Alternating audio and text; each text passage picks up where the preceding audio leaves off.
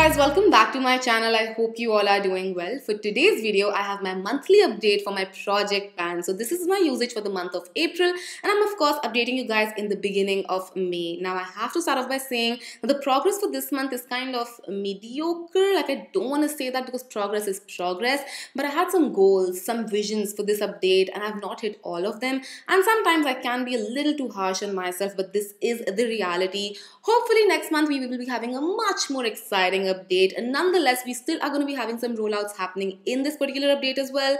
So without any further ado, if you want to know how I did for the month of April regarding my project pan, then please keep on watching. The first product I want to talk about is my Charlotte Tilbury Hollywood Flawless Filter.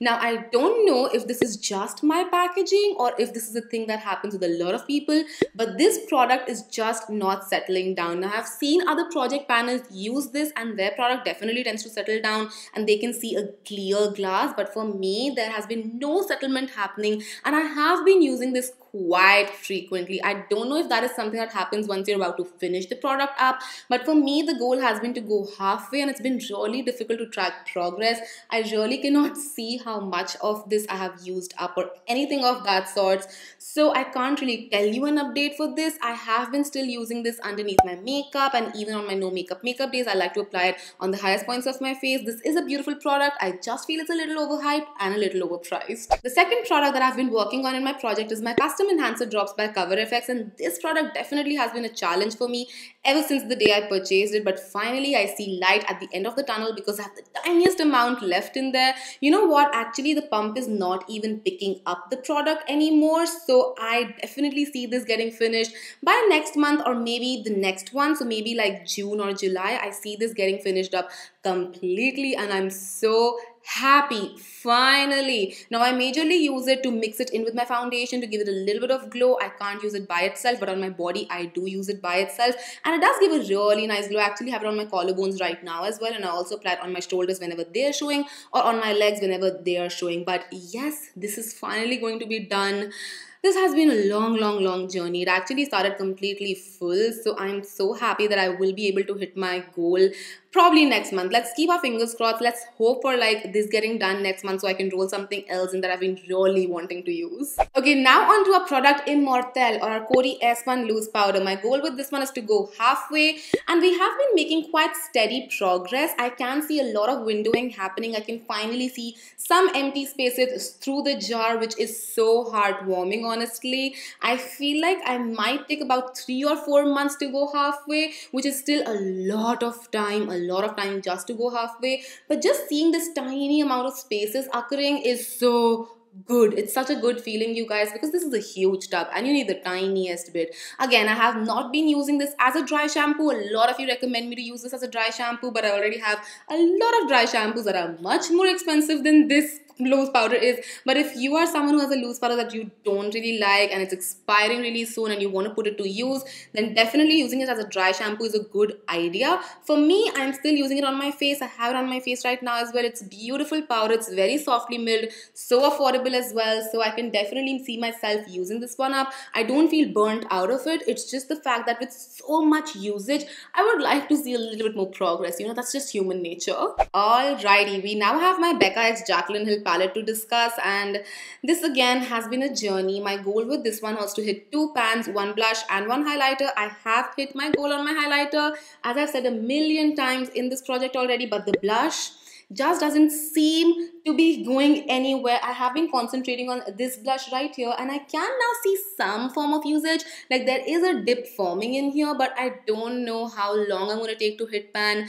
You know what? I'm not going to buy a blush in my lifetime now, because I always used to feel I don't have a lot of blushes because I wasn't a blush person for the longest amount of time for my makeup journey. Now I've been really into blushes, but I haven't been into blushes forever. And hitting a pan on a blush, I've realized, is one of the hardest things to do, and this one just doesn't seem to budge. This is still going so strong, but because of the dip, I want to say that maybe next month we're going to see some form of pan showing through. I actually used this as an eyeshadow as well, just once, not more than that, and I really like that look, like that monochromatic pink look that I was going on. So probably I'll try to do that a couple of times, and hopefully that would expedite the process. And not only just to expedite the process, I just overall like the look of that blush tone on my eyes. So if you have been looking forward to using your blushes, try to use them as eyeshadow. They work great as transition also because you can connect them to your cheeks, so they work really nicely like that. But yeah, we haven't hit our goal yet, and I can't wait to hit my goal.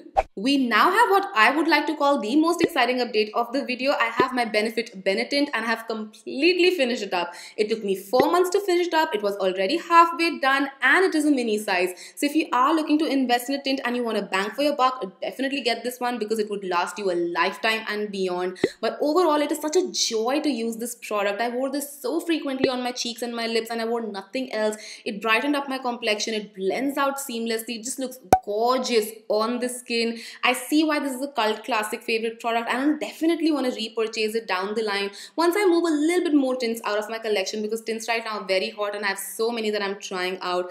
But this was love. I thoroughly enjoyed using this, and because we've hit a goal, we would be rolling something else in towards the end of the video, so keep on watching for that. Time to discuss our eyeshadow progress now, and I have been working on my Mercury Retrograde by Huda Beauty, and my goal with this one is to just do 30 uses. I don't have a pan goal for this one, and I'm so glad that I don't, because I don't have to constantly work on just certain shades. I can work on whatever my heart desires, and this is what my palette is currently looking like. Now I use this just 4 times last month, today being one of them. That's not the greatest progress, but I did not wear a lot of makeup during the month of April, but still we have so much progress going on in here. I have some clear dips going on, so that actually makes me really happy. The mattes show lesser progress, but the shimmers, because they are slightly more gritty and flaky, they show so much more progress, and I cannot wait to just get more usage out of it. I do see comments wherein you guys want to see 10 looks using this palette, so I'm definitely going to work on that as well. But I don't want to do just 10 looks for the sake of the video.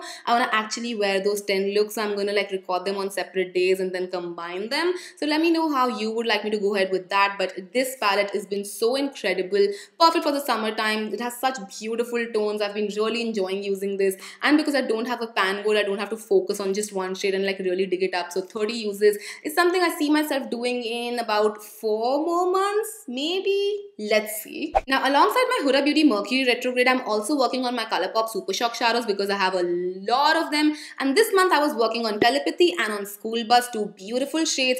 And when you talk about the progress in both of them, I was able to hit pan on both of them, which was pretty surprising. Now Schoolbus already had a lot of usage in it, so it did not take me a lot of uses to hit pan. I actually hit pan in the first use itself, which was so surprising. I mostly use it as a liner and it looks gorgeous on the eyes, but with Telepathy I did use it a lot more. I used it all over my eyes, in my inner corners and whatnot, but I still have a very prick point pan, and that is why what I've decided is that even though I have hit pan and I will be rolling 2 more shades in, I will also be working on these because I want to expand pan on Telepathy, and then I want to get a little bit more usage on Schoolbus.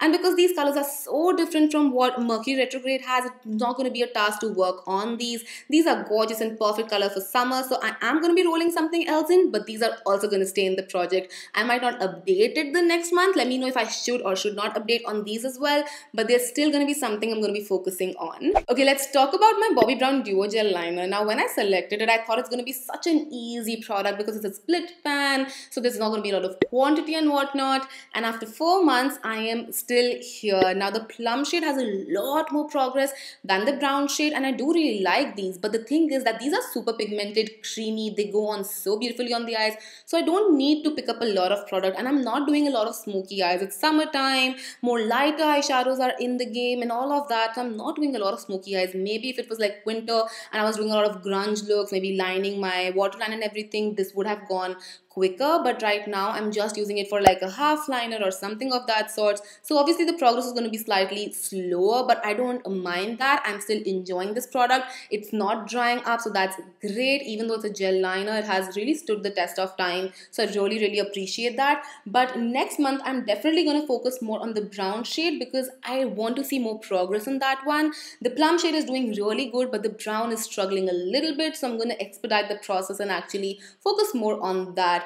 My goal for next month is definitely just going to see a little bit more progress on the brown one. I don't think I'm going to empty out anything next month. There's a lot of product in both of them, and I've learned my lesson that this is not going to be a quick product to finish up. This is definitely in for a long haul.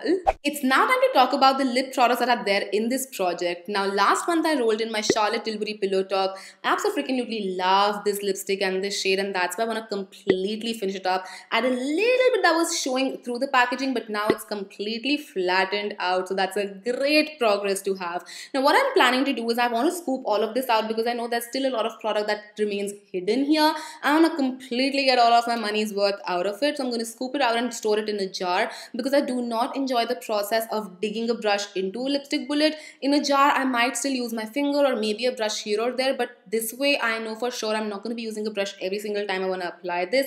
And plus, with this lipstick, my usage is very natural. I don't have to force myself to use it. I am gravitated towards it, and this would be my first lipstick empty, like first lipstick empty ever. So that's a very gratifying thing. So I'm so excited and so looking forward to just, scooping all of it out, just doing a little mini surgery on makeup and getting the most out of it. And now for the last product, and something that I thought I would be emptying out this month, but I quite didn't, is my ModelCo Lip Gloss. Now there's just the tiniest amount left in there. Now last month, as I said, I did not wear makeup so frequently, and that's why my usage was hampered a little bit, but I don't mind because I'm still really enjoying this lip gloss. So hopefully next month this would be emptying out. I don't have anything else to say except the fact I'm looking forward to emptying this out and then rolling another gloss in. Okay, let's talk about the exciting bit now, the roll-ins. Now, because I finished my Benetint, I am going to be rolling another tint in, and I have my Pixie Sheer Cheek Gel.